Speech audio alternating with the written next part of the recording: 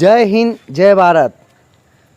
SMS classes यानी Saraswati mastery classes में आपका स्वागत है। और आज हम चर्चा कर रहे हैं जो 8वीं बोर्ड का अंग्रेजी का पेपर होने वाला है बोर्ड की परीक्षा के अंतर्गत, उस पेपर के बारे में हम चर्चा करेंगे। यह जो ब्लूप्रिंट जारी हुआ है, जो मॉडल पेपर जारी हुआ है, उसी के अनुसार आपका पेपर होगा। उसमें कौन सा प्रश्न, कितने प्रश्न ऑब्जेक्टिव होंगे, वह कौन सा प्रश्न कितने अंकों का होगा, ये सारी जानकारी मैं आपको बताऊंगा। तो लास्ट तक बने रहिएगा मेरी इस क्लास में। तो अपन बढ़ते हैं आगे और चर्चा करते हैं इस पेपर में कैसे क्या होगा। और आपको इस पेपर के अनुसार ही तैयारी करनी है। बहुत कुछ इस पेपर के अकॉर्डिंग ही आने वाला है, तो ध्यान से सुनिएगा और अंत तक देखिएगा मेरी इस क्लास को। तो अपन देखते हैं इसके क्वेश्चन आंसर। तो आप जैसा कि देख रहे हैं, यह पेपर होगा जो आपका 2.5 घंटे का होगा और कुल मिलाकर 80 अंकों का होगा। अब यहाँ पर पहला प्रश्न देखते हैं। पहला और दूसरा प्रश्न, choose the word of different sound underline. यानी कि पहला प्रश्न है जो डिफरेंट साउंड से संबंधित है, पहला व दूसरा प्रश्न।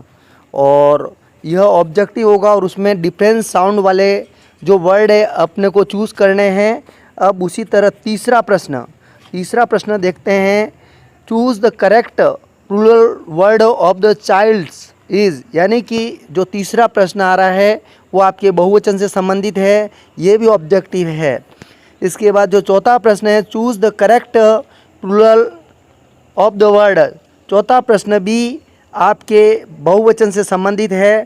और उसके बाद पांचवा व छठा प्रश्न है वो आर्टिकल से संबंधित है, यानी कि आपको आर्टिकल भरने हैं पांचवें व छठे प्रश्न में, ये भी ऑब्जेक्टिव है। उसके बाद जो सातवां प्रश्न आ रहा है, choose the correct opposite of in gender for the given word. यानी कि ऑपोजिट जेंडर के रूप में चूज़ करने हैं। जैसे कि यहाँ पूछा गया मदर का ऑपोजिट क्या होगा, अंकल का ऑपोजिट क्या होगा। अब अपन आगे बढ़ते हैं और देखते हैं आगे का प्रश्न। आगे का जो प्रश्न है, नवा the old lady was sitting in wheel chair, hands were folded. तो यहाँ अपने को अप्रोप्रिएट आंसर भरना है। उसी तरह जो 9वां क्वेश्चन है वो भी इसी तरह का ऑब्जेक्टिव है। My name is Nisha and am I at the class. तो यहाँ पर हर, आई, सी या दे अप्रोप्रिएट प्रोनाउन भरना है। अब अपन देखते हैं 11वां प्रश्न, फिल इन द ब्लैंकेट्स। यानी कि यहाँ रिक्त स्थान में भरना है और वो अपने को किसके अकॉर्डिंग भरना है। यहाँ पीछे अपने प्रीपोजिशन दे रखे हैं, इन प्रीपोजिशन को चूज़ करके आपको रिक्त स्थान में भरने हैं।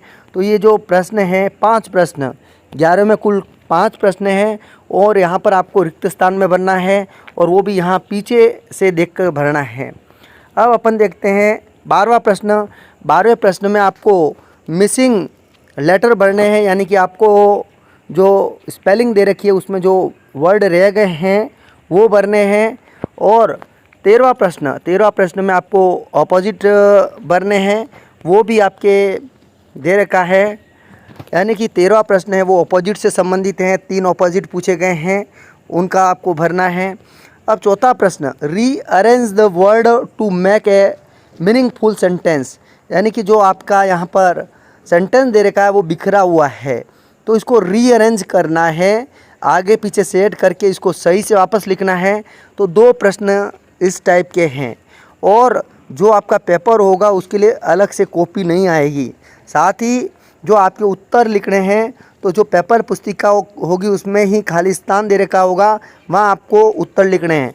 15वां प्रश्न आ रहा है जो 1 वर्ड से संबंधित है, यानी कि पूरा शब्द होगा और उसका जो एक शब्द में आंसर होता है वो अपने को देना है। तो 2 प्रश्न 1 वर्ड से संबंधित होंगे। तो इस प्रकार आपको तैयारी करनी है। और अपन देखते हैं 16वां प्रश्न। 16वें प्रश्न में क्या है, match the following sentence according to the time of events. यानी कि यहाँ पर 6 लाइनें दे दी गई है और इनको अरेंज करके लिखना है टाइम के अकॉर्डिंग। यानी कि जो ये 6 लाइनें हैं इनको सही से क्रम में लिखने हैं। आगे पीछे लिखी हुई है, इनको पहले आपको सही से पढ़ना है और सही टाइम के अकॉर्डिंग इनको अरेंज करके पहले पर कौन सी आएगी, दूसरे पर कौन सी आएगी, तीसरे पर कौन सी आएगी, चौथे व पाँचवें पर कौन सी आएगी, तो इन पाँचों लाइनों को सही क्रम में वापस लिखना है। अब अपन सेक्शन बी की बात करते हैं। सेक्शन बी में अपन पहला प्रश्न देखते हैं 17वां, और 17वां प्रश्न है अपना 10 नंबर का। तो यहाँ पर read the passage carefully, answer the question given below. तो ये जो पैसेज दे रखा है और इसको देखकर आपको आंसर लिखने हैं, इसको केयरफुली पढ़ना है, और जो नीचे प्रश्न पूछे हैं वो 10 नंबर के प्रश्न हैं और इन प्रश्नों के उत्तर आपको लिखने हैं। तो यहाँ पर 1, 2, 3 और 4, चौथा प्रश्न ऑब्जेक्टिव है और पांचवा प्रश्न भी ऑब्जेक्टिव है। छठे प्रश्न में यहाँ ट्रू फॉल्स भरना है, ट्रू या फॉल्स आपको भरना है। और 18वां प्रश्न भी आपके बुक से संबंधित है। Read the following poetry part carefully and answer the following question. 18वें प्रश्न में जो पोएट्री का भाग है, आपकी बुक की पोएट्री है वो दे दी गई है और वो भी आपके 10 नंबर की है। इस पोएट्री से संबंधित आपके यहाँ नीचे ही 10 नंबर के प्रश्न पूछे जाएंगे और उनके आंसर आपको लिखने हैं। तो यहाँ पर A, B, C, D और E 5 प्रश्न हैं। इसमें ऑब्जेक्टिव भी है, ट्रू फॉल्स वाले भी हैं। तो आपको ये प्रश्न कंप्लीट करना है। इसी संदर्भ में 19वां प्रश्न है read the following passage carefully, और ये भी 10 नंबर का है। यहाँ पर भी एक पैसेज दिया गया है और पैसेज से संबंधित प्रश्न दिए गए हैं और इन प्रश्नों के उत्तर भी आपको पैसेज से ही लिखने हैं। तो बहुत ही सरल आपका ये कह सकते हैं पेपर है। तो आपको बस पैसेज से उत्तर लिखने हैं और ग्रामेटिकल प्रश्न हैं। तो इस प्रकार आप पैसेज से ये उत्तर लिखोगे।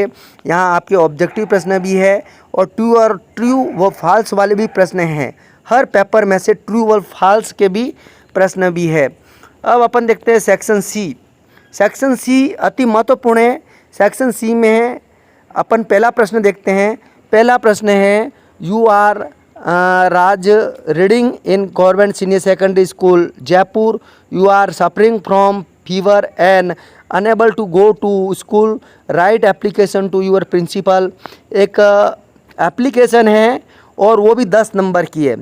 तो जो 20वां प्रश्न है वो एप्लीकेशन है और इसके अथवा में एक लेटर भी है। तो आपको एक एप्लीकेशन या लेटर दोनों में एक अच्छे से याद कर लेना है और जो फॉर्मेट दे रखा है उस फॉर्मेट में यहाँ पर भरना है।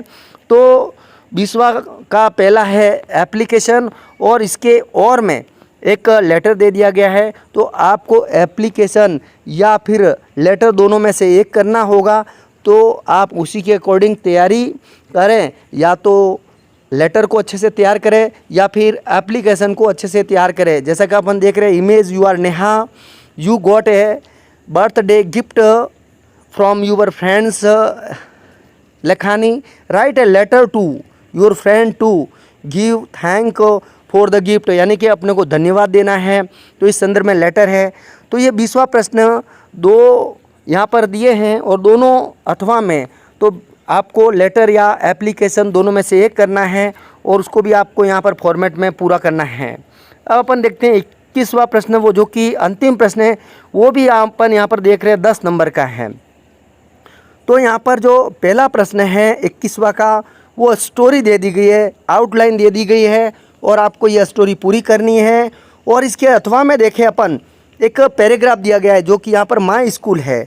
तो आपको स्टोरी व पैराग्राफ दोनों में से एक चीज़ अच्छे से तैयार करनी है, क्योंकि दोनों अथवा में आ रहे हैं, स्टोरी या फिर पैराग्राफ, इन दोनों में एक को अच्छे से तैयार करना है और वो आपके 10 नंबर का होगा। तो इस तरह आपके 80 नंबर पूरे हो जाएंगे और आपका पेपर पूरा हो जाएगा।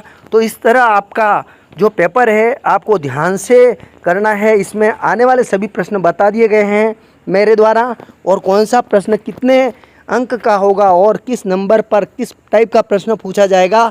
तो आप इसी के अकॉर्डिंग तैयारी करें, साथ ही जुड़े रहे हमारे चैनल से, और दूसरे पेपर भी हमारे चैनल द्वारा आपको बता दिए जाएंगे। यह निश्चित है हमारा जो आगामी बोर्ड का पेपर है वो इसी पैटर्न के आधारित होगा।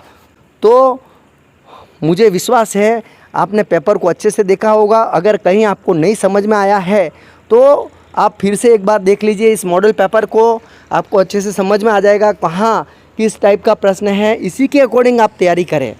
अपोजिट, प्लूरल या फिर जेंडर या फिर वन वर्ड से संबंधित प्रश्न है, इसी के अकॉर्डिंग तैयारी करें और आप निश्चित ही सफल होंगे। मैं गारंटी के साथ कहता हूँ जो आगामी आने वाला पेपर है वो इसी पैटर्न के आधार पर होगा 2022 का। तो जुड़े रहिए हमारे चैनल से और दूसरे पेपर का जो पैटर्न है वो भी आपको बता दिया जाएगा। तो मिलते हैं नेक्स्ट पेपर में, तब तक के लिए जय हिंद, जय भारत।